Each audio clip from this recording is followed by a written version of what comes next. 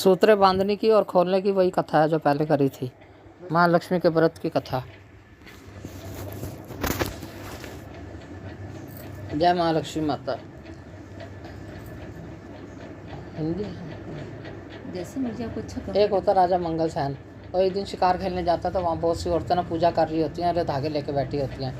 उनसे पूछता है तुम किसके व्रत की पूजा कर रही हो और इन धागों का क्या मतलब है। वो कहते हैं माँ लक्ष्मी के व्रत की पूजा कर रही है और माँ लक्ष्मी के सूत्र हैं, इसको बांधने से ना जिसके घर औलाद नहीं होती है औलाद हो जाती है और धन दौलत किसी चीज़ की कमी नहीं रहती। तो राजा बोलता तुम मेरे को भी एक सूत्रा दो, मैं भी अपनी रानी को दूंगा, मेरे भी कोई औलाद नहीं है। वो दे देती है, सूत्रा लेके घर आता है तो रानी को बोलता रानी रानी मैं तेरे लिए एक सौगात लेके आया हूँ। कहती क्या लाए हो। वो धागा निकाल के देता, कह रहा है ये माँ लक्ष्मी का सूत्र है, इसको बांध ले, इसको बांधने से ना हमारे घर औलाद हो जाएगी।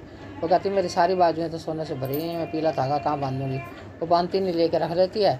तो राजा जैसे ही घर से बाहर जाता है उठा के फेंक देती है। जैसे फेंकती है तो धागा ना आकाश पे उड़ के जहाँ राजा घोड़े बांधता है वहाँ अस्तबल में जाके गिर जाता है। नौकरानी आती है सफाई करने के लिए, तो दूसरे दिन जैसे झाड़ू लगा के तो गोबर का तसला उठाती है, उससे उठाया नहीं जाता। कहती है आज इतना भारी कैसे हो गया जो उठाया नहीं जा रहा। दोबारा पलट के उसको देखती है तो उसको एक धागा दिखाई देता है।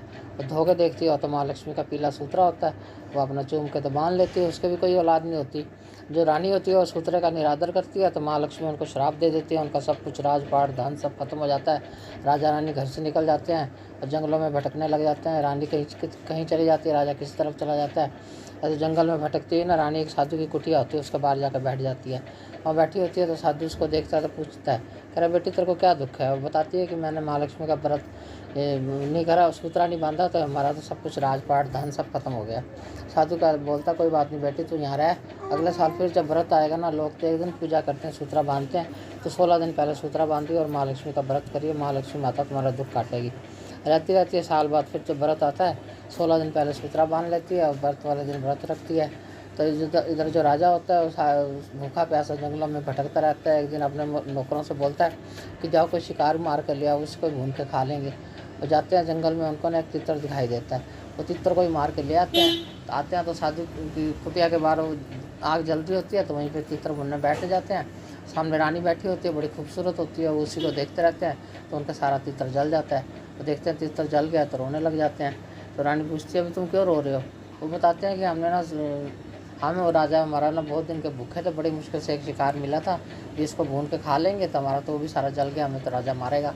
रानी कहती ला मेरे पास लेके आओ। रानी के पास लाते हैं, रानी जल का छींटा मारती है तो ठीक हो जाता है, लेके चले जाते हैं। जब राजा खाता कहता है इसमें तो मेरी रानी के हाथ में खुशबू आ रही है, किससे बनवाया।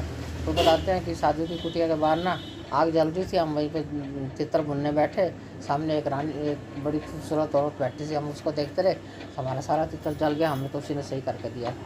तो राजा को बोलता मेरे को वहीं ले चलो, मेरी रानी होगी वो। जब लेके आते हैं देखते हैं तो साधु की कुटिया के बाहर बैठी होती है। रानी आके साधु को प्रणाम करता है, बोलता है कि मेरे से बड़ी भारी भूल होगी कि मेरे को रानी की शुद्धि नहीं थी।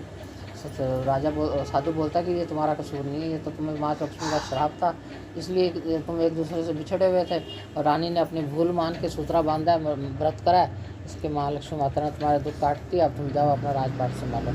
फिर राजा रानी जैसे ही वहाँ से चलने लगते हैं तो रानी कहती है साधु को आपने मेरे को इतने दिन तक बेटी बना के रखा था, कल के आपके ऊपर कोई दुख तकलीफ आ जाएगी तो मेरे को कैसे पता चलेगा। फिर ना साधु उनको एक दही का कटोरा एक फूलों का हार देता है। कहता जब दही पानी छोड़ जाए और फूल मुरझा जाए तुम सोचना मेरे ऊपर कोई मुसीबत आ गई है। चल पड़ते हैं, दूर का सफ़र होता है, दोपहर हो जाती है, धूप में दही भी पानी छोड़ देती है और फूल भी मुरझा जाते हैं। आधे रास्ते पहुँचते हैं तो रानी कहती है राजा के घोड़े वापस ले चलो, मेरे बाप के ऊपर मुसीबत आई है। वापस आते हैं तो देखते हैं तो साधु तो अपने तपस्या में लीन बैठा हुआ है। वो पूछती है कि आपने तो बोला था कि दही पानी छोड़ेगी फूल मुरझाएंगे, आपके ऊपर कोई मुसीबत आएगी, आप तो ठीक बैठे हो। साधु बोलता नहीं बेटी मैं तुम्हारी परीक्षा ले रहा था कि तुम्हारे अंदर मेरे लिए कितनी मोह ममता है, बाकी तुम जाओ अपना राजपाट संभालो, मैं तो जंगलों का साधु महात्मा। फिर राजा रानी जैसे नगर में पहुँचते हैं, नगर के दरबार भी खुल जाते हैं और जो खजाने खाली हुए थे माँ लक्ष्मी की कृपा से वो भी भर जाते हैं और माँ लक्ष्मी की कृपा से उनके घर में औलाद भी हो जाती है। जय माँ लक्ष्मी।